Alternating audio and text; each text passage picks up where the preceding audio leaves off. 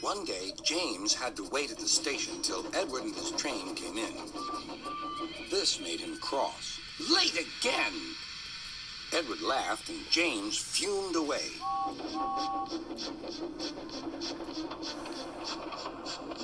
After James had finished his work, he went back to the yard and puffed onto the turntable.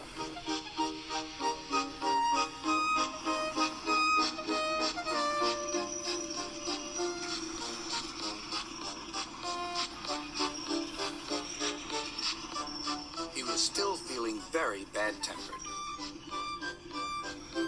Edward is impossible, he grumbled to the others.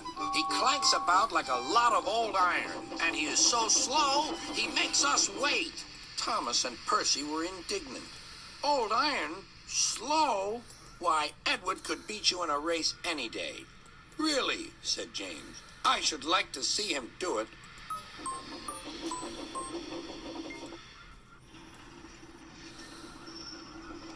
Next morning, James's driver was suddenly taken ill. He could hardly stand, so the fireman uncoupled James ready for shunting. James was impatient. Suddenly, the signalman shouted. There was James puffing away down the line. All traffic halted, called the signalman. Then he told the fireman what had happened. Two boys were on James's footplate fiddling with the controls. Phew. They tumbled off and ran when James started.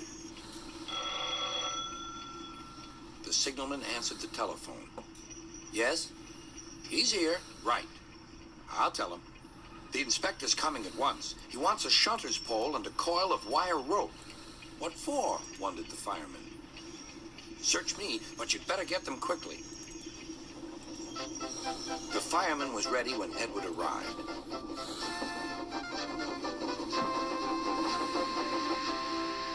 The inspector saw the pole and the rope. Good man, jump in. We'll catch him, puffed Edward. James was laughing.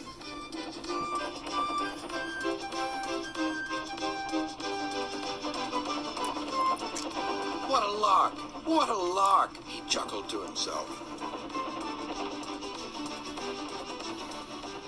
Suddenly, he was going faster and faster. He realized that he had no driver. What shall I do? I can't stop. Help! Help! We're coming, called Edward.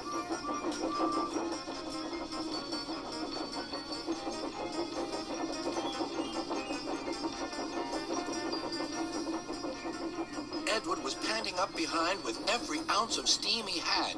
At last, he caught up with James.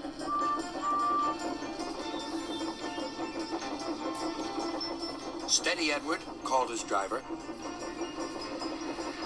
The inspector stood on Edward's front, holding a noose of rope in the crook of the shunter's pole. He was trying to slip it over James's buffer. The engines swayed and lurched. At last, got him, he shouted. He pulled the noose tight. Gently braking, Edward's driver checked the engine speed, and James's fireman scrambled across and took control. So, the old iron caught you after all, chuckled Edward. I'm sorry, whispered James. Thank you for saving me. You were splendid, Edward.